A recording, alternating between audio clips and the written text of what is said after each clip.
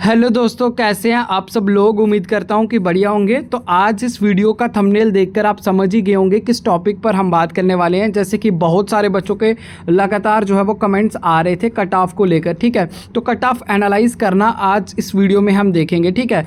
जैसे कि आपको पता मैं भी एक PM++ का स्टूडेंट हूँ और मेरे यूनिवर्सिटी एग्ज़ाम जो है वो आने वाले हैं। डैट इज़ वाई मैं थोड़ा सा इस पर कंसंट्रेट कर पा रहा हूँ। बट जब भी मुझे टाइम मिलता है मैं आपके लिए पूरा एनालाइज करके आपके लिए वीडियो लेके आता हूँ।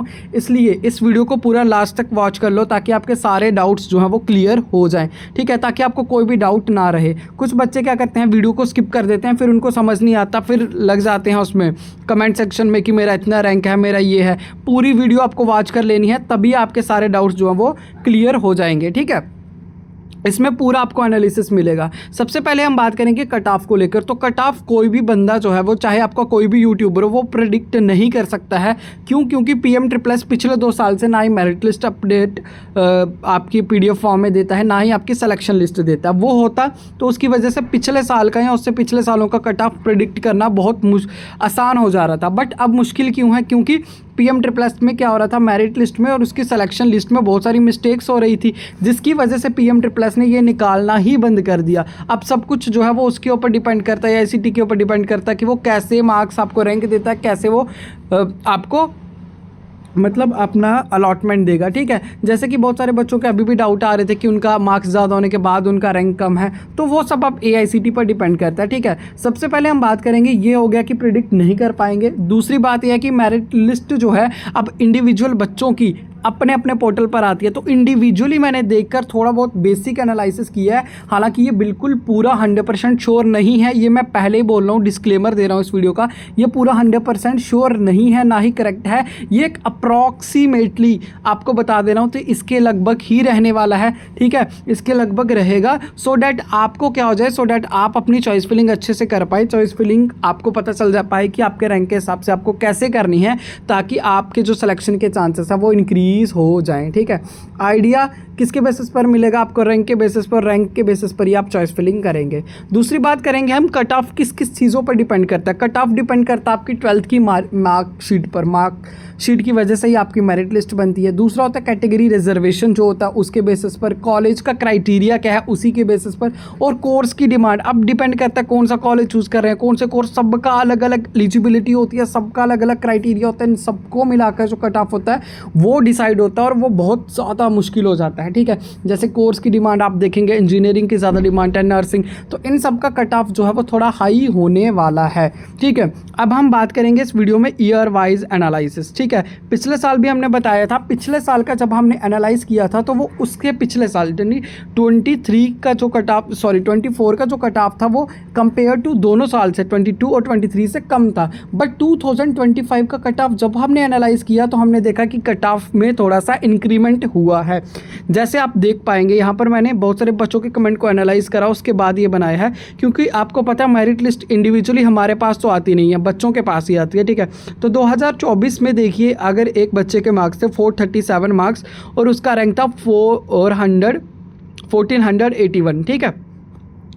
और वहीं अगर दूसरे आप देखेंगे, इस साल एक बच्चा जिसका बिल्कुल 1 मार्क्स का डिफरेंस है। 1 मार्क्स का डिफरेंस होने से यहाँ पर देखिए वो 1400 में रैंक चल रहा था, यहाँ पे 1600 में चल रहा है। मीन्स कितने ज़्यादा कट ऑफ डिफरेंस आया है। तो मीन्स पिछले साल से इस साल कट ऑफ तो बिल्कुल इंक्रीज़ हुआ है। जैसे पिछले साल किसी बच्चे का देखिए 95% है, इस साल 96% है। 96% पर उसको 103 रैंक है, उसका 90। तो 1% के बेसिस पर देख रहे हो आप, 1% के बेसिस पर कितना रैंक में इस बार चेंज आया है, इस बार रैंक कितना इंक्रीज़ हो गया, ठीक है। तो रैंक इस बार इंक्रीज़ हुआ, मेरिट इंक्रीज़ हुआ, मीन्स कट ऑफ आपका थोड़ा पिछले सालों के कंपैरिजन में ज़्यादा जाएगा। अब देखिए 2025 में हम बात करते हैं। 2025 में देखिए रैंक वाइज मैंने देखा कि एक बच्चे के 454 मार्क्स हैं, 452, 450। तो देखिए रैंक में कैसे चेंज हो रहा है। 54 से 52 में आते ही आपका 75 से लेकर 72 लगभग 60-70 उसका रैंक का गैप आ रहा है। और यहाँ पर देखिए ये इंटरेस्टिंग बात है, 452 और 451 पे देखिए यहाँ पर बच्चे का रैंक है 872। बस 1 नंबर कम होते ही उसका इतना रैंक के अंदर चेंज आ जा रहा है। तो यहाँ से आपको पता चलता है कि एक रैंक चेंज होने से कितना चेंज आ रहा है और आपको कितने कट ऑफ के अंडर आना है, कितने रैंक आपका ज़रूरी है। जो बोले ना कि इतना रैंक हमारा 8,000 होगा, 10,000 होगा, सीट मिलने के साथ है 11, 12, 13, तो वहाँ पर ये चीज़ देखो आपके मार्क्स कितने कम हो जा रहे हैं। तो इस देखिए यहाँ पर इतने मार्क्स वाले बच्चे हैं, एक एक मार्क्स से इतना इतना रैंक उनका पीछे जा रहा है, तो इन सब बच्चों को मिलने के चांसेस ज़्यादा होते हैं कि वो 11,000 वाले बच्चों को मिलने के चांसेस। ठीक है, तो यही सब चीज़ों का हम एनालाइज करेंगे। देखिए सबसे पहले हम इसकी बात कर लेते हैं। ये एक टेबल है आपका कैटेगरी वाइज सीट डिस्ट्रीब्यूशन, ये अकॉर्डिंग टू लेटेस्ट पैटर्न है। मैंने इसलिए पिछले वीडियो में आपको पूरा सीट मैट्रिक्स समझा दिया था ताकि आपका ये डाउट क्लियर हो जाए। जैसे कि अभी जो इस साल का रिजर्वेशन शेड्यूल जो PM++ ने दिया उसके अकॉर्डिंग ये सीट वाइज डिस्ट्रीब्यूशन है। ठीक है, यहाँ पर आप देखिए कि SC के पास कितनी सीट्स है, 400 सीट्स हैं टोटल। तो अब अगर मान लो अगर PM++ में SC का जो बच्चा है उसका अगर अपनी कैटेगरी में 400 मार्क्स तक रैंक आ रहा है तो वो बिल्कुल सेफ रैंक है। ठीक है, सिमिलरली ST का 1000 के अंदर है तो सेम है, इसका 1100 के अंदर सेम है EWS, और इसका 1500। ओपन मेरिट में क्या है 1500, मीन्स इन दोनों को मिलाकर ही होता है। ठीक है, EWS भी ओपन के अंदर आता है बट उसका एक अलग से सीट जो है उनको मिली हुई है। ठीक है, तो यहाँ पर आप एक चीज़ देख सकते हैं। अब ये तो हो गया बिल्कुल सटीक सेफ है ये। अब मान लो किसी बच्चे का 5, और ये बिल्कुल सेफ भी नहीं है क्योंकि मान लो किसी बच्चे का 355 रैंक है और उसने चॉइस फिलिंग में गलती कर दी, तो वो कैसे सेफ है भाई? उसको चॉइस फिलिंग में ही गलती कर दी तो उसको सीट नहीं मिलेगी ऑटोमेटिकली। तो फिर उससे क्या होगा, फ़ायदा होगा जिसका 400 से अबव रैंक जा रहा है। अबव रैंक वाले को क्या होगा, फिर उसकी सीट मिल जाएगी। तो ऐसा नहीं है कि बिल्कुल 400 नंबर वाले को ही मिलेगा और उधर जो है वो आपको 1000 वालों को मिलेगा, नहीं, इसके ऊपर वाले भी रैंक्स को मिल सकता है। वो कैसे डिपेंड करता है मैंने पहले बता दिया, उसमें कॉलेज की रिजर्वेशन क्राइटेरिया, ठीक है, और बच्चों की चॉइस फिलिंग में जो गलतियां होती हैं वो भी मैं अभी बताऊंगा क्या क्या गलतियां होती हैं जिसकी वजह से अपर मार्क्स वाले को, अपर रैंक वाले को कॉलेज मिल जाता है, लोअर रैंक वाले को भी नहीं मिल पाता, मतलब जिनका रैंक हाई होता है उनको भी मिल जाता है। ठीक है, यहाँ पर आप देखिए प्रोफेशनल डिग्री, जैसे फॉर एग्जांपल मैं एक कैटेगरी का बता दूंगा, जैसे SC का 226 प्रोफेशनल है और जनरल डिग्री में इनके पास 174 सीट्स हैं। अब कोई बच्चा सोचेगा अगर उसको प्रोफेशनल माने उसको नर्सिंग करना है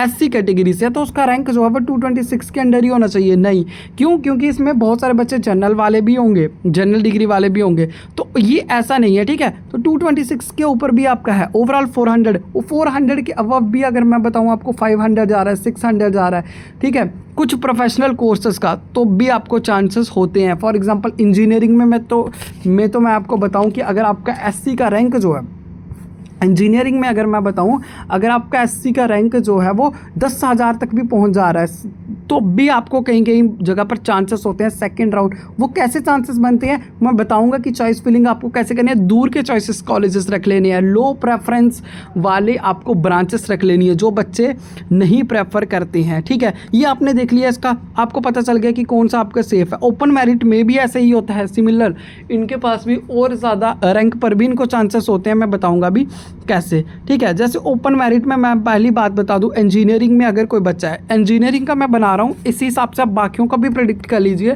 जैसे फॉर एग्जांपल क्योंकि इंजीनियरिंग की सीट्स ज़्यादा होती है, डिमांड ज़्यादा होती है, और नर्सिंग की इससे भी ज़्यादा होती है, तो इसके लिए आपको इससे भी कम रैंक पे आना है। इसमें मैं कोई भी कैटेगरी रैंक इंक्लूड नहीं कर रहा हूँ, मैं ओपन रैंक इंक्लूड कर रहा हूँ। ओवरऑल रैंक अगर आपका इसके अंडर है तो आपका कहीं ना कहीं चांसेस बन जाते हैं। ठीक है, जैसे ओपन मेरिट का अगर इंजीनियरिंग में उसका 3,500 के नीचे है तो इंजीनियरिंग में चांसेस उसके बिल्कुल हैं, और अगर मान लो उसके 3,500 से 5,000 के बीच में भी आ रहे हैं तो क्या उसके चांसेस नहीं है? हैं, चांसेस हैं, बट उसको अच्छा कॉलेज नहीं मिलेगा, अच्छी ब्रांच नहीं मिलेगी। दूर के कॉलेजेस जो हैं वो उसको सेलेक्ट करने चाहिए। ठीक है, उसको कौन से कॉलेज सेलेक्ट करने चाहिए? दूर के कॉलेज फिर उसको जो है अपने सेलेक्ट करने चाहिए। अगर मान लो 3,500 के अंदर है, 2,000 के अंदर है, तो उसको अच्छे कंप्यूटर साइंस, इंजीनियरिंग वगैरह जैसी जो ब्रांचेस होती हैं वो भी मिलने के चांसेस होते हैं। सिमिलरली SC BC को अगर उनका 5,000 के नीचे रैंक है तो उनको चांसेस हैं, बट अगर 5,000 से 8,000 के बीच में भी है तो लो टायर कॉलेज में उनके चांसेस बढ़ते हैं। वो डिपेंड करता है फिर उनकी चॉइस फिलिंग पर। ये मैं ज़रूरी नहीं बोला कि 5,000 के अंडर है तो उनका सिलेक्शन होगा ही होगा। क्यों? क्योंकि वो मिस्टेक कर देंगे। कौन सी मिस्टेक करेंगे चॉइस फिलिंग में? कौन सी? जैसे मान लो किसी एक बच्चा था, फॉर एग्जांपल हम ले लेते हैं, उसने रॉन्ग चॉइस फिलिंग कैसे करते हैं? ओनली सेलेक्टेड कर देते हैं टॉप कॉलेजेस, जो एक टॉप मेरिट वाला बच्चा भी करता है, तो वहीं वाले कॉलेज उसने चूज़ कर लिए। अगर ऐसा रहेगा तो उसको क्या होगा, अलॉटमेंट फेल हो जाएगा, उसको अलॉटमेंट नहीं होगा। अगर उसका कट ऑफ हाई चला गया उसमें तो उसको नहीं होगा, तो अगले बंदे को सीट मिल जाएगी। ठीक है, बिल्कुल फ्यू कॉलेज चूज़ कर लिए, 5 से 10 सर मेरे तो इतने नंबर है नहीं भाई। जब आपको रॉन्ग चॉइस फिलिंग का नंबर मिलता है, 100 चॉइसेस मिलती हैं, तो अगर आपके अच्छे मार्क्स भी हैं तो 50 चॉइस फिलिंग तो रखो। अब जो बच्चों को लगता है कि इस कॉलेज में हम जाने वाले, भाई मान लो सेफर ऑप्शन के लिए उसको नीचे रख लो, क्योंकि अगर आपकी चॉइस फिलिंग ऊपर से चेक होने लगती है, ठीक है, टॉप 1 से टॉप 2, अगर आपको ऊपर अच्छी प्रेफरेंस रख लो ना, अगर आपको वही कॉलेज ऊपर वाली प्रेफरेंस अच्छे नंबर हैं वहाँ पर आपका कट ऑफ आ गया तो वही मिल जाएगा, नीचे वाले तो फिर आपके ऑटोमेटिकली कैंसिल हो जाएंगे, चेक ही नहीं होंगे। तो ये चीज़ देखो, एसटी में सिमिलरली 8,000 के से लेकर 10,000 में भी जो है उसको इंजीनियरिंग मिल सकता है, डिपेंड करेगा चॉइस फिलिंग। सिमिलरली एससी में 8,000 से 9,000 के बीच में भी मिल सकता है। इससे नीचे जो है, इससे नीचे 7,000 पे 6,000 पे जो एससी वाले होते हैं, ओवरऑल की बात कर रहा हूँ, अपनी कैटेगरी का रैंक जो भी उनका होगा वो खुद देख पाएंगे अपने पोर्टल पर, वो जो भी होगा उनको उस मार्क्स पे तो मिल ही पाएगा, बट ओवरऑल रैंक जो अगर इतना भी है तो आपको ऑप्शन बन जाते हैं। कैसे ऑप्शन बनते हैं, कैसे बन जाते हैं कि आपको कॉलेज कौन से चूज़ कर लेना है।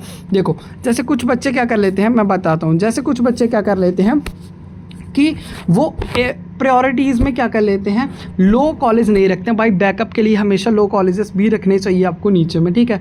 उसके बाद चॉइसेस आपको क्या करना है, कुछ ब्रांचेस ऐसी होती हैं जिनका लो कट ऑफ जाता है, जैसे मैकेनिकल इंजीनियरिंग हो गया, तो उनको क्या करना है, जिनका अब कट ऑफ जहाँ पर कम बन रहा है, लो रैंक बन रहा है, उनको उस टाइप के इंजीनियरिंग कॉलेजेस रख लेने हैं जहाँ पर आपको पता है उनका कट ऑफ जो है वो लो जाता है, ठीक है। उसके बाद आपको क्या करना है, बच्चे दूसरी गलती करें, चूज़ मल्टीपल ब्रांचेस, बहुत सारी ब्रांचेस चूज़ करते हैं। नर्सिंग का इंजीनियरिंग से भी कम जाएगा तो आप उस हिसाब से सोच लीजिए, इससे कम रैंक अगर आपका होगा तभी आपको नर्सिंग मिल पाएगा, ठीक है। दूसरी बात मैं ये बात कर रहा था कि मल्टीपल ब्रांचेस सेलेक्ट करने से अच्छा आप एक ब्रांच के मैक्सिमम कॉलेजेस चूज़ करो। और कौन से कॉलेजेस चूज़ करो, साउथ साइड के, क्योंकि वहाँ पर सीट्स वेकेंट रह जाती हैं ओपन। मान लो जिसका रैंक 5,000 के नीचे भी था, 3,000 के नीचे भी था, वो सीट नहीं निकाल पा रहा है, क्यों, क्योंकि चॉइस फिलिंग में एरर कर दिए, तो और उसका वहीं 8,000 वाला एससी वाला बच्चा 9,000 वाला बच्चा निकाल ले रहा है, क्योंकि उसने चॉइस फिलिंग बिल्कुल अच्छे से की है। सारा खेल आपकी चॉइस फिलिंग का, ठीक है। और मैं बार बार आपको बोल रहा हूँ ये बिल्कुल एक्यूरेट नहीं है, एक्यूरेट कोई भी प्रेडिक्ट नहीं कर पाता, बट इसी के बेसिस पर आपको आसपास रखकर आपको अच्छे से चॉइस फिलिंग कर लेनी है। और बाकी अगर आपको फिर भी कोई डाउट रहता तो आप कमेंट सेक्शन में पूछ सकते हैं। इसके अलावा हम नेक्स्ट वीडियो में बात करेंगे कि कैसे आपको चॉइस फिलिंग जो है वो अपनी करनी चाहिए, कौन से कॉलेजेस आपको सेलेक्ट करने चाहिए अगर आपके लो मार्क्स हैं, लो रैंक है तो, ठीक है।